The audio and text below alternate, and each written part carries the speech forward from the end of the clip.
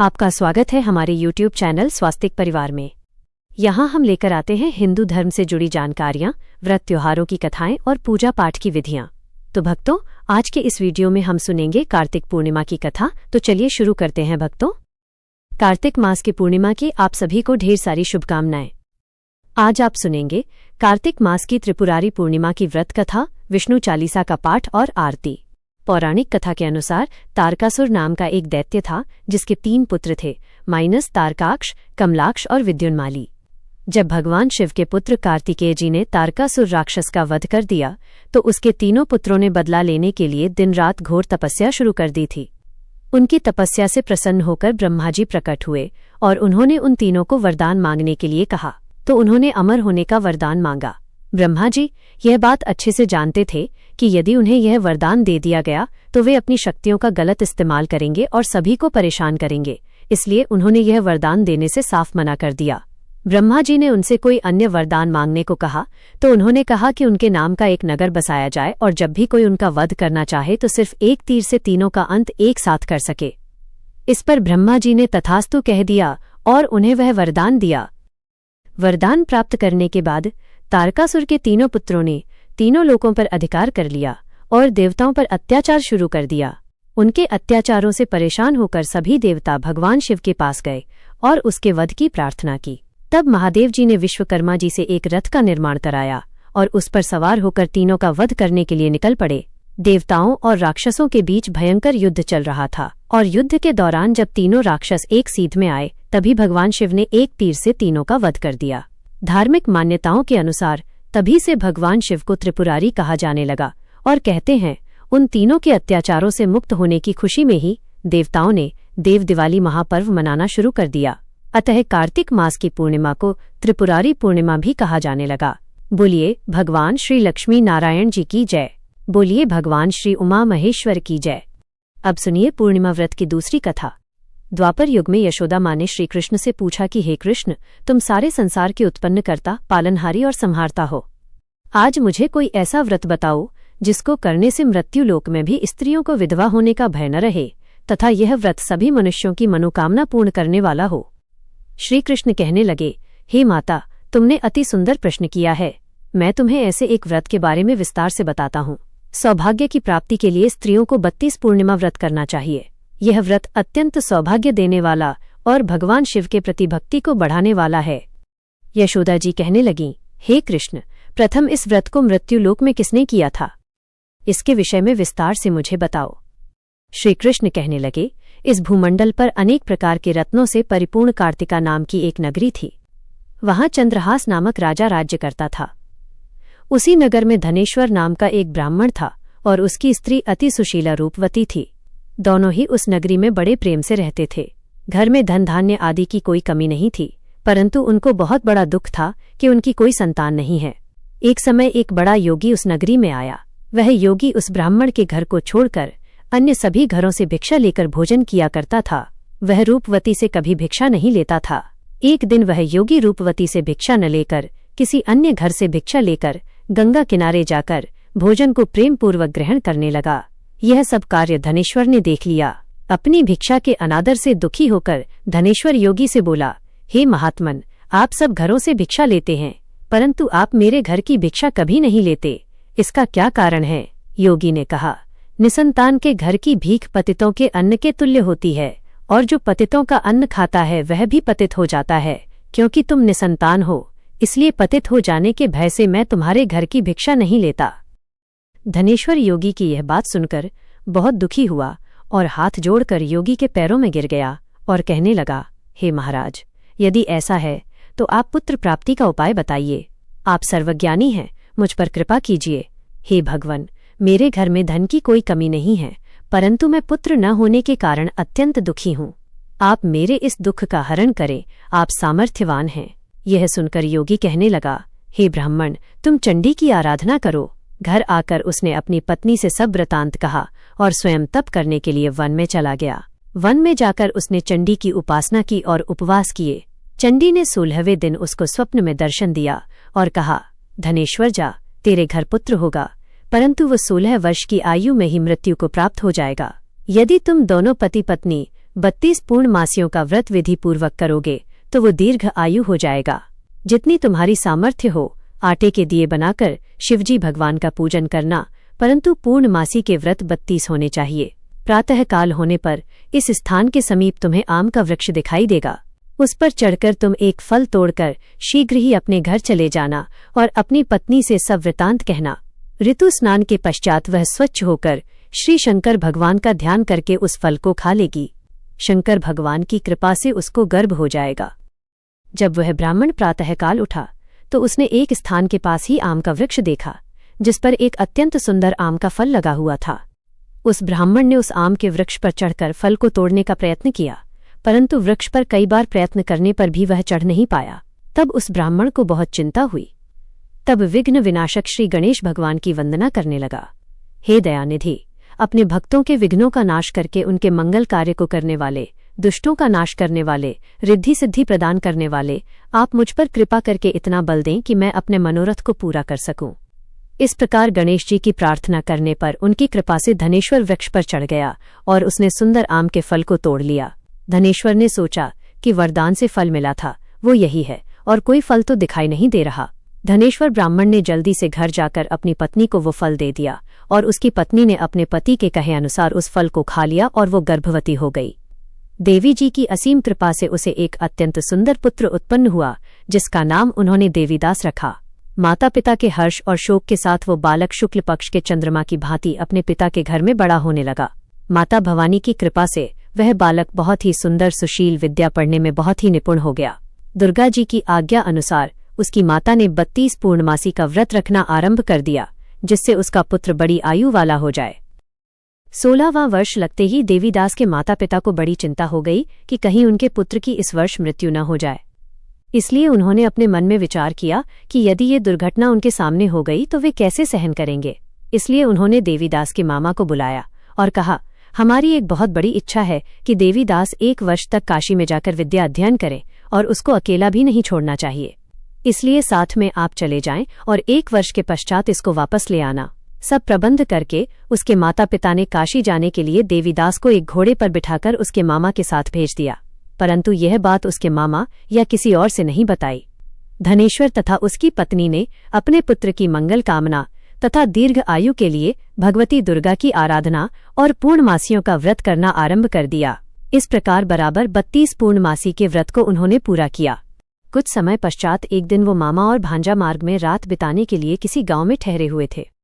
उस दिन उस गांव में ब्राह्मण की अत्यंत सुंदर, सुशीला और गुणवती कन्या का विवाह हो रहा था। जिस धर्मशाला के अंदर वर और उसकी बारात ठहरी हुई थी, उसी धर्मशाला में देवीदास और उसके मामा भी ठहरे हुए थे। संयोगवश कन्या को तेल आदि चढ़ाकर मंडप आदि का कार्य किया गया तो लग्न के समय वर को धनुर्वात हो गया। इसलिए वर के पिता ने अपने कुटुंबियों से विमर्श करके निश्चय किया कि यह देवीदास मेरे पुत्र जैसा ही सुंदर है, मैं इसके साथ ही लग्न करवा दूं और बाद में विवाह के अन्य कार्य मेरे लड़के के साथ हो जाएंगे। ऐसा सोचकर देवीदास के मामा से जाकर बोला कि तुम थोड़ी देर के लिए अपना भांजा हमें दे दो, जिससे विवाह के लग्न का सब कार्य सुचारू रूप से हो सके। तब देवीदास का मामा कहने लगा, जो कुछ भी वधू पक्ष से कन्यादान के समय वर को मिले वो सब हमें दे दिया जाए तो मेरा भांजा इस बारात का दूल्हा बन जाएगा। यह बात वर के पिता ने स्वीकार कर लेने पर उसने अपना भांजा वर बनने के लिए भेज दिया और उसके साथ सब विवाह कार्य विधि पूर्वक संपन्न हो गए। पत्नी के साथ वो भोजन करने के पश्चात बहुत उदासीन और दुखी हो गया। उसने सब बातें जो वर के पिता और उसके मामा में हुई थी लड़की को बता दी। तब कन्या कहने लगी कि यह ब्रह्मा विवाह के विपरीत कैसे हो सकता है। देव, ब्राह्मण और अग्नि के सामने मैंने आपको ही अपना पति माना है, इसलिए आप ही मेरे पति हैं। मैं आपकी ही पत्नी रहूंगी, अन्य किसी की नहीं। देवीदास ने कहा, ऐसा मत करिए क्योंकि मेरी आयु बहुत कम है। मेरे पश्चात आपकी क्या गति होगी, इन बातों को अच्छी तरह विचार कर लो। परंतु वह दृढ़ विचारों वाली लड़की थी। वह बोली, जो आपकी गति होगी वही मेरी गति होगी। प्रातःकाल देवीदास ने अपनी पत्नी को 3 नागों से जड़ी हुई एक अंगूठी दी, एक रुमाल दिया और बोला, हे प्रिय, इसे लो और संकेत समझकर स्थिर चित्त हो जाओ। मेरा मरण और जीवन जानने के लिए एक पुष्प वाटिका बना लो, उसमें सुगंध वाली एक नवमलिका लगाओ और उसको प्रतिदिन जल से सींचा करो और आनंद के साथ खेलो, कूदो और उत्सव मनाओ। जिस समय और जिस दिन मेरा प्राणांत होगा ये फूल सूख जाएंगे, और जब ये फिर से हरे हो जाएं तो समझ लेना मैं जीवित हूं। यह बात निश्चय करके समझ लेना, इसमें कोई भी संशय नहीं है। इतना कहकर देवीदास वहां से चला गया, और प्रातःकाल होते ही वहां पर गाजे बाजे बजने लगे। और जिस समय विवाह कार्य समाप्त करने के लिए वर तथा सब बाराती मंडप में आए, तो कन्या ने वर को भली प्रकार से देखकर अपने पिता से कहा, यह मेरा पति नहीं है। मेरा पति वही है जिसके साथ रात्रि में मेरा पाणी ग्रहण हुआ था। इसके साथ मेरा विवाह नहीं हुआ है। यदि यह वही पुरुष है तो बताइए कि मैंने इसको क्या दिया। वधू पक्ष और कन्या पक्ष कन्यादान के समय जो आभूषण आदि दिए गए थे वो दिखाए, तथा रात में क्या गुप्त बातें मैंने इनसे कहीं वो सब सुनाइए। पिता ने उसके कहे अनुसार वर को बुलाया। कन्या की ये सब बातें सुनकर वो कहने लगा, मैं नहीं जानता। इसके पश्चात लज्जित होकर वो वहां से चला गया, और सारी बारात भी अपमानित होकर वहां से लौट गई। भगवान श्रीकृष्ण बोले, हे माता, इस प्रकार देवीदास काशी विद्या अर्जन के लिए वहां से चले गए। और जब कुछ समय बीत गया तो काल से प्रेरित होकर एक सर्प रात्रि के समय उसको डसने के लिए वहां पर आया। उस विषधर के प्रभाव से उसके शयन का स्थान चारों ओर से विष की ज्वाला से विषैला हो गया, परंतु व्रत के प्रभाव से उसको काट नहीं पाया, क्योंकि पहले ही उसकी माता ने 32 पूर्णमासी का व्रत रखा था। इसके बाद मध्याह्न के समय स्वयं काल वहां आया और उसके शरीर से प्राणों को निकालने का प्रयत्न करने लगा, जिससे वह मूर्छित होकर पृथ्वी पर गिर गया। उसी समय माता पार्वती के साथ भगवान शंकर वहां आ गए। उसको मूर्छित दशा में देखकर माता पार्वती जी ने शंकर जी से प्रार्थना की, हे महाराज, इस बालक की माता ने पहले ही 32 पूर्णिमा का व्रत पूरा किया था, जिसके प्रभाव से आप इसको प्राणदान दें। माँ भवानी के कहने पर भक्तवत्सल भगवान शिवजी ने उसको प्राणदान दे दिया। इस व्रत के प्रभाव से काल को भी पीछे हटना पड़ा और देवीदास स्वस्थ होकर बैठ गया। उधर उसकी पत्नी उसके काल की परीक्षा किया करती थी। जब उसने देखा उस पुष्प वाटिका में पुष्प कुछ भी नहीं रहे तो उसको अत्यंत आश्चर्य हुआ, लेकिन जब वो जैसे ही हरी भरी हो गई तो वो जान गई कि अब उसका पति ठीक ठाक है, वो जीवित हो गया है। यह देखकर वह बहुत प्रसन्न हो उठी। अपने पिता से कहने लगी, पिताजी, मेरे पति जीवित हैं, आप उनको ढूंढिए। जब 16वां वर्ष व्यतीत हो गया तो देवीदास भी अपने मामा के साथ काशी से चल गया। इधर उसके ससुर उसको ढूंढने के लिए अपने घर से जाने ही वाले थे कि वे दोनों मामा भांजा वहां पर आ गए। उनको आया हुआ देखकर उनके ससुर को बड़ी प्रसन्नता हुई और वो उन्हें अपने घर ले गए। उस समय नगर के निवासी भी वहां इकट्ठे हो गए और सबने निश्चय किया कि अवश्य ही इसी बालक के साथ कन्या का विवाह हुआ था। उस बालक को कन्या ने जब देखा तो पहचान लिया कि ये तो वही है जो संकेत करके गया था। कुछ दिन बाद देवीदास ने अपनी पत्नी और मामा के साथ अपने ससुर के घर से बहुत सारे उपहार लेकर अपने माता पिता के घर गए। अपने गांव के निकट पहुंचने पर कई लोग उसे देखकर उसके माता पिता को पहले ही खबर देने चले गए कि तुम्हारा पुत्र देवीदास अपनी पत्नी और मामा के सहित आ रहा है। ऐसा समाचार सुनकर माता पिता को विश्वास नहीं हुआ, परंतु जब और लोगों ने भी आकर यही बात उन्हें बताई तो उनको बड़ा आश्चर्य हुआ। लेकिन थोड़ी देर में देवीदास ने आकर अपने माता पिता के चरणों में अपना सर रखकर प्रणाम किया और उसकी पत्नी ने अपने सास ससुर के चरणों को स्पर्श किया तो माता पिता ने अपने पुत्र और पुत्रवधू को हृदय से लगा लिया और दोनों की आंखों में प्रेम अश्रु बहने लगे। अपने पुत्र और पुत्रवधू के आने की खुशी में धनेश्वर ने बड़ा ही भारी उत्सव किया और ब्राह्मणों को दान दक्षिणा देकर प्रसन्न किया। श्री कृष्ण भगवान कहने लगे, इस प्रकार धनेश्वर 32 पूर्णमासियों के व्रत के प्रभाव से पुत्रवान हो गया। जो भी स्त्रियां 32 पूर्णमासी के व्रत को करती हैं वे जन्म जन्मांतर में वैधव्य का दुख नहीं भोगती और सदैव सौभाग्यशाली रहती हैं। व्रत करने वाला चाहे स्त्री हो या पुरुष भगवान शंकर की कृपा से संसार के सकल आनंद भोगकर अंत में आवागमन रहित होकर शिवलोक को प्राप्त होता है। प्रेम से बोलिए श्री लक्ष्मी नारायण भगवान की जय, उमा महेश्वर भगवान की जय। अब आप सुनिए विष्णु चालीसा का पाठ। विष्णु सुनिए विनय सेवक की चितलाए, कीरत कुछ वर्णन करूं दीजिए ज्ञान बताए। नमो विष्णु भगवान करारी, कष्ट नशावन अखिल बिहारी। प्रबल जगत में शक्ति तुम्हारी, त्रिभुवन फैल रही उजियारी। सुंदर रूप मनोहर सूरत, सरल स्वभाव मोहनी मूरत। तन पर पीतांबर अति सोहत, बैजंती माला मनमोहत। शंख चक्र कर गदा विराजे, देखत दैत्य असुर दल भाजे। सत्य धर्म मद लोभन गाजे, काम क्रोध मद लोभन छाजे। संत भक्त सज्जन मन रंजन, धनुज असुर दुष्टन दल गंजन।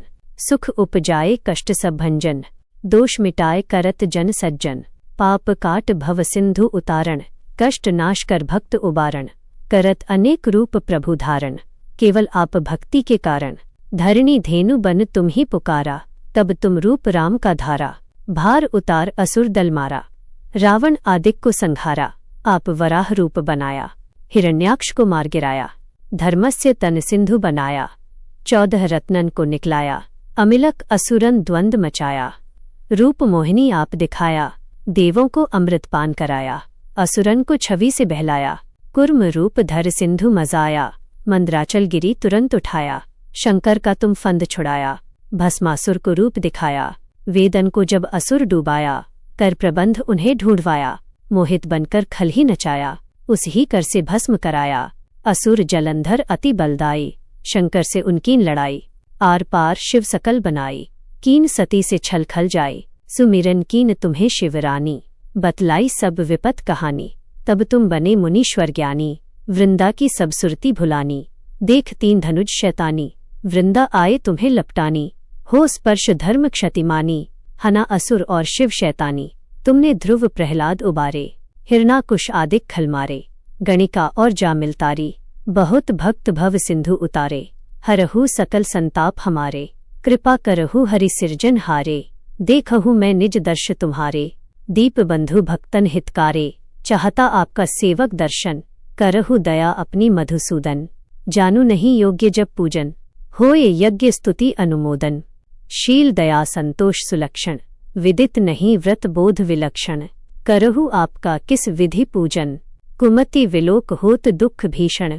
करहु प्रणाम कौन विधि सुमिरन, कौन भांति मैं करहु समर्पण। सुर मुनि करत सदा शिवकाई, हर्षित रहत परम गति पाई। दीन दुखिन पर सदा सहाई, निज जन जान ले अपनाई। पाप दोष संताप नशाओ, भव बंधन से मुक्त कराओ। सुत संपत्ति दे सुख उपजाओ, निज चरणन का दास बनाओ। निगम सदा येई विनय सुनावे, पढ़े सुनी सो जन सुख पावे। ओम श्री विष्णवे नमः। ओम नमः शिवाय। बोलिए भगवान शिव शंकर। आपको हमारा ये वीडियो पसंद आया होगा और इससे आपको हिंदू धर्म, व्रत, त्योहारों और पूजा पाठ से जुड़ी नई व उपयोगी जानकारी मिली होगी। अगर आपको हमारा वीडियो अच्छा लगा हो तो लाइक, शेयर और सब्सक्राइब जरूर करें और घंटी का बटन दबाएं ताकि हमारे आने वाले हर नए धार्मिक वीडियो की सूचना आपको सबसे पहले मिले। फिर मिलेंगे अगले वीडियो में एक नई आध्यात्मिक कहानी और भक्ति भरे संदेश के साथ। जय श्री राम, जय माता दी, हर हर महादेव। क्या आप चाहते हैं कि मैं इस स्क्रिप्ट के मुख्य बिंदुओं को संक्षेप में बताऊं?